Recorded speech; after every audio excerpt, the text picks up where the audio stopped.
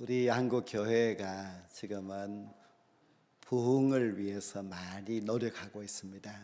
우리 경선오해도 지난해에 이어서 올해도 이 봄을 부흥을 위해서 전도를 같이 하자 그렇게 하고 있습니다. 그래서 오늘 오후에도 우리 시찰 이 지역에서 전도 집회가 가까운 지자교회에서 열리게 됩니다.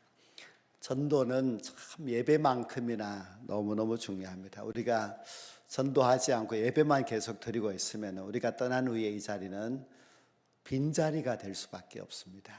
그래서 우리 모두는 예배에도 힘써야 하지만은 그러나 전도에도 너무너무 힘써야 됩니다. 오늘 전도 집회를 같이 가기를 원합니다. 그런 자리에 가서 좀 들어보아야 우리가 전도의 소중함도 알 수 있고 전도의 방법도 또 알 수 있고 그렇습니다. 오늘 오후에 안 가셔도 되는 분은 있습니다. 전도에 자신 있는 분하고 나는 전도 대신에 그냥 전도 헌금만 열심히 하겠다 이런 분들은 이제 안 가셔도 되지만은 그렇지 않은 분들은 가서 좀 듣고 도전받고 그렇게 하면 참 좋을 것 같습니다. 우리 예수님께서는 공생애를 3년 동안 사셨습니다. 모두 33년을 사시는 중에 30년은 그냥 집에서 집안일을 하시면서 이렇게 사시다가 마지막 3년만 공생애를 사셨는데요. 공생애를 사시는 동안에 할 일이 너무너무 많았습니다.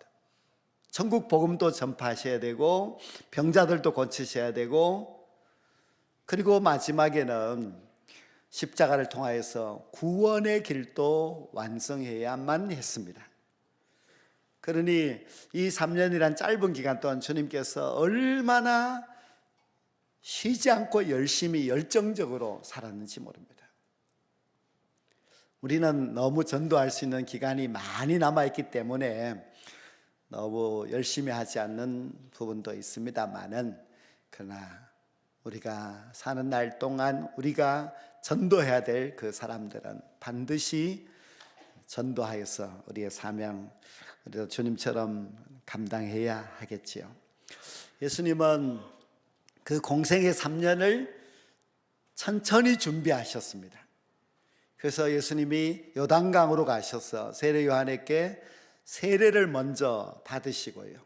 유대 광야로 가셔서 40일 동안 금식 기도를 하셨습니다. 그리고 오늘 이 본문에 보면 마지막 17절에 이때부터 예수께서 비로소 전파하여 이르시되 이때부터 하셨다. 이때부터 이제 예수님의 공생애가 시작되었는데 이때부터가 언제냐 하면은 세례 요한이 감옥에 갇혔다는 이야기를 듣고부터였습니다. 예수님과 세례 요한은 아는 사이입니다. 왜냐하면 친척이니까요. 그리고 세례 요한과 예수님은 나이 차이가 6개월밖에 차이 나지 않습니다. 그러면 세례 요한이 활동할 때 예수님도 같이 활동해도 되었을 테인데 왜 그렇게 같이 하지 않고 예수님은 기다리고 계시다가 세례 요한이 이제 잡혔다, 옥에 갇혔다는 이야기를 듣고 이제 전파하기 시작을 했겠습니까? 우리가 세례 요한은 신약 성경에 나오기 때문에 신약 성경 시대의 인물인 것 같지만은 실제로는 세례 요한까지가 구약 시대라 할 수 있습니다.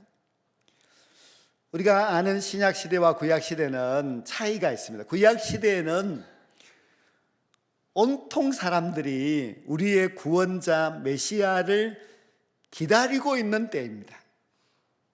그리고 구약 시대에는 인간이 죄사함을 받을 수 있는 길이 성전과 제사 제도였습니다.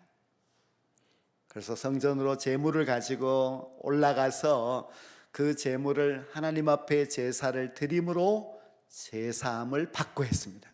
그런데 구약 시대의 그 제사함의 제사는 불완전한 것입니다. 완전하지를 못합니다. 그냥 그렇게 반복하고 하지만은 제3의 그 후련함이 없었습니다. 그래서 정말 누가 우리를 죄에서 온전히 구원해 줄 그런 메시아가 이 땅에 오시기를 기다리고 있었던 때가 구약 시대인데, 세례요한은 이제 그 시대에 사는 사람이었다고 할 수 있습니다. 그리고 세례요한이 말하였던 이제 뒤에 오실 분, 그분이 예수님이시고 그분이 바로 이제 메시아이실 것이라고 했는데, 그분이 바로 우리 예수님이십니다. 예수님은 구약 성경 시대에 오래오랫동안 기다렸던 메시아로 이 땅에 오셨습니다. 구약 시대에는 그저 임시 방편으로 제사함을 받고 이렇게 했습니다. 불완전한 그런 시대였죠. 그러나 예수님이 오셔서 이제 제사함에 대한 완전한 약속과 완전한 성취를 하셨기 때문에 예수님은 신약 시대의 이제 구원자 메시아라고 할 수가 있습니다. 예수님부터 신약 시대가 열린 것입니다. 예수님께서 이제 공생애를 시작하시면서 첫 번째 하신 말씀이 회개하라, 천국이 가까이 왔느니라, 그렇게 말씀하셨는데요. 이 똑같은 말을 세례요한 또 하였습니다. 마태복음 3장 2절에 보면 세례요한이 외쳐서 말하기를 회개하라, 천국이 가까이 왔느니라, 그렇게 말하였습니다. 그런데 세례요한의 그 말과 예수님의 말은 의미는 차이가 있습니다.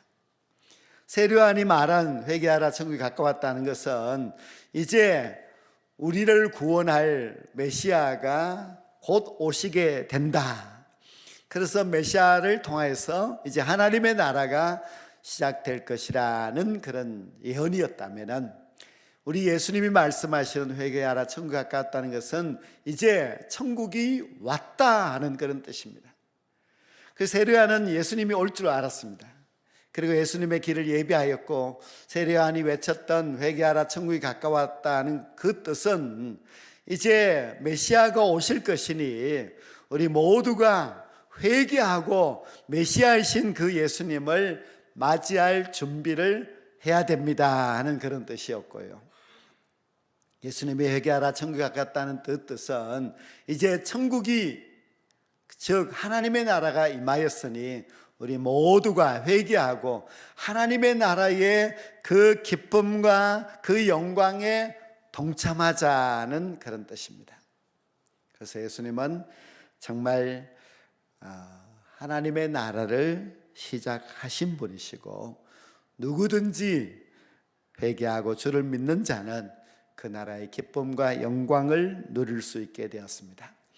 우리가 가만히 생각해 보면 예수님께서 하늘의 보좌를 버려두시고 낮고 천한 이 땅에 오신 것, 굉장한 일입니다. 주님이 이 땅에 오지 않았다면 우리는 여전히 불확실한 구약 시대의 삶을 살아갈 수밖에 없었지요. 굉장한 일이고 위대한 일이 맞습니다. 그러나 이렇게 회개하라, 천국이 가까이 왔다고 외치시면서 천국 복음을 전파하신 일도 너무나 귀하고 위대한 일입니다. 주님이 이 땅에 오셔서 이 천국 복음을 전파하지 않으셨다면 어떻게 되었겠습니까? 그러나 주님은 이제 30년을 준비하셨다가 공생애를 시작하셨는데요, 놀라운 천국 복음을 전파하시면서 시작하셨습니다. 근데 우리가 예수님은 그 천국 복음 전파를 어디에서부터 시작하셨는가 하는 것이 매우 중요한 일입니다. 예수님은 그 천국 복음 전파 공생의 시작을 갈릴리에서 시작하셨습니다. 우리가 누가 아주 이제 대단한 후보가 되어서 이제 정치에 입문하고 할 때 그 사람이 어디에서 시작하고 어디에서 출발하느냐, 그것이 참 중요한 관건이고 한데요. 아무튼 예수님께서는 그 천국 복음을 전파하시면서 공생애를 시작하는 장소가 갈릴리였습니다. 갈릴리에서 이제 시작을 하셔서 예수님이 공생애를 이제 사셨는데요. 원래 이제 예수님은 갈릴리 지방 나사렛이 고향이었습니다. 나사렛에 계시다가 예수님이 요한이 옥에 갇혔다는 이야기를 듣고 그 나사렛을 떠나서 갈릴리 지방 가버나움으로 가서 사시게 됩니다. 이 가버나움은 갈릴리 바다 그 북쪽에 있고 갈릴리 지방에서는 상당히 큰 그런 도시입니다. 예수님이 거기에서 이제 선교의 전진 기지를 삼고 거기서 오랫동안 사셨습니다. 예수님에게는 아주 제2의 고향과 같은 곳이 가버나움인데요. 예수님은 그 가버나움을 중심으로 해서 갈릴리 지방을 다니면서 열심히 복음을 전하셨습니다. 이런 오늘 말씀에도 나오듯이 이사야 선지자가 예언한 것이 그대로 이루어졌습니다. 우리가 이스라엘 땅을 알아야 되는데 이스라엘 땅은 이렇게 세 부분으로 나누어집니다. 제일 아래 남쪽에는 유다 땅이라고 해서 예루살렘이 그리고 여리고가 있는 그 땅이고요. 이 유대 땅에는 아주 종교에 높은 사람들, 돈이 많은 사람들, 많이 배워서 똑똑한 사람들, 세상에서 그래도 내노라 하는 사람들은 다 남유다 땅에 살고 있었습니다. 그 예루살렘에는 굉장한 똑똑한 사람, 부자들, 그리고 세상적인 지위가 높은 그런 사람들이 다 모여서 살고 있었지요.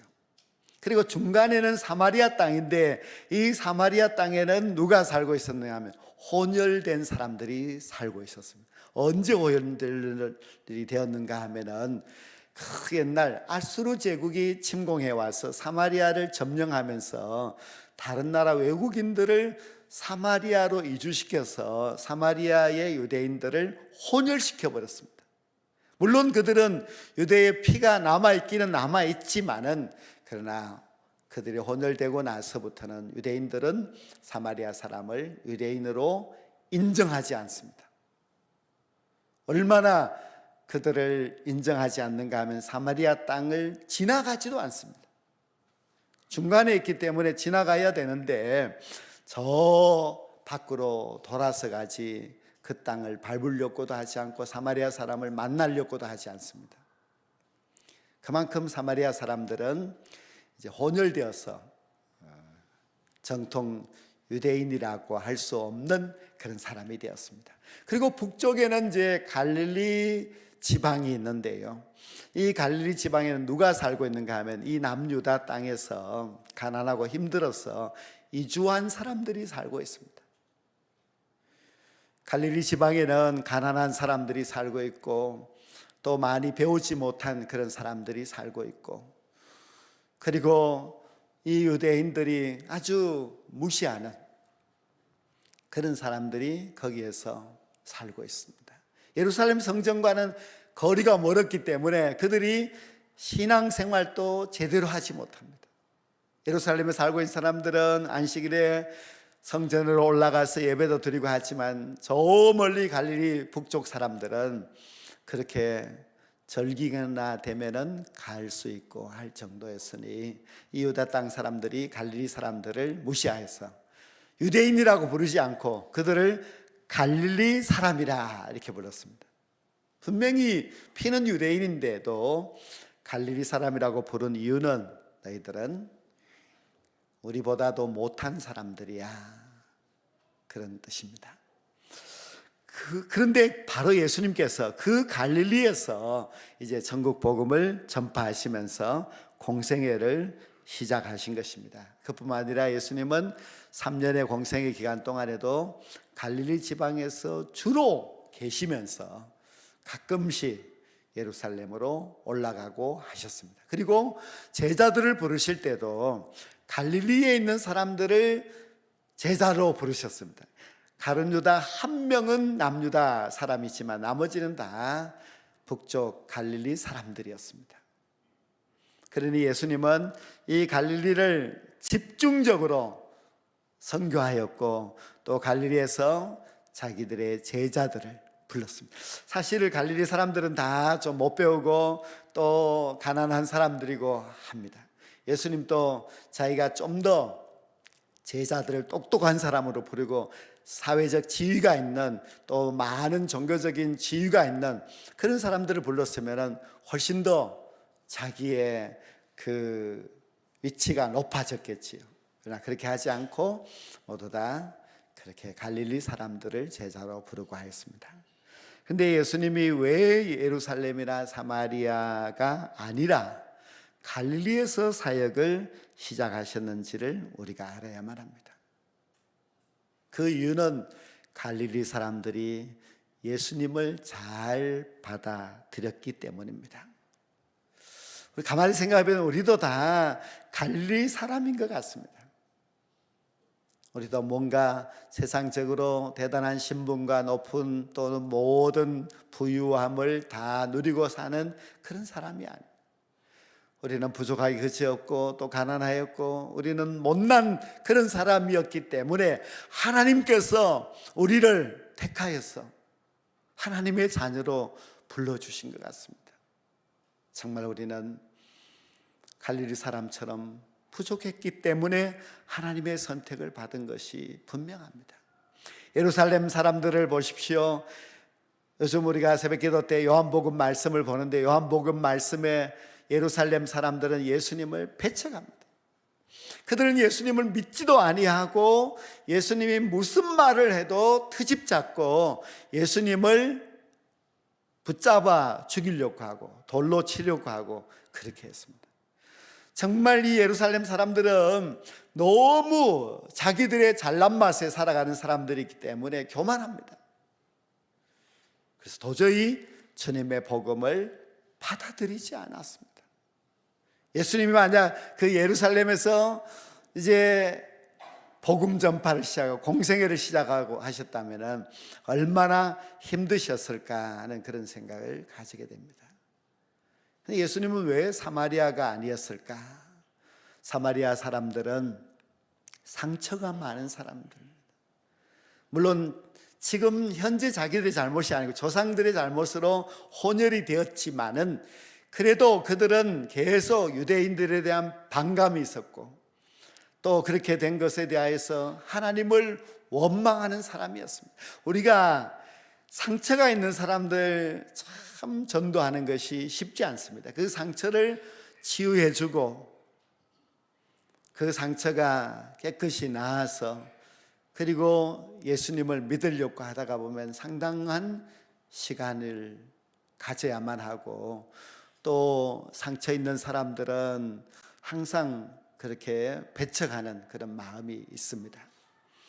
그래서 예수님은 전도하기가 아주 좋은 갈릴리 지방으로 가셔서 거기서 이제 공생애 사역을 시작하셨습니다.